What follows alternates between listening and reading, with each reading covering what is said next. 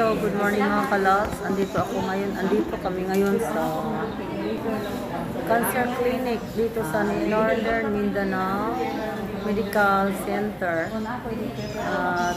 para magpa-check up. Kasi ni-refer yung friend ko sa cancer clinic. Dito, pasyente. At sana negative yung result. Ito po, dito kami.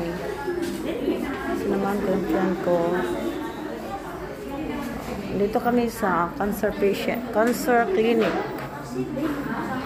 Ito po mga cancer patient nasa loob. Okay, bye po mga kalabs. Ingat po tayo sa ating health. Kailangan mapacheck up. Kapag pa-TBS na rin po ako, kasama ko. Kaya ni-refer kami dito sa cancer clinic sa oncologist.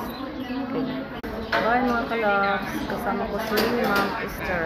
Dito po kami nag-antay ng doktor kasi 1 o'clock ang kanina sana, kaya lang may initirahan.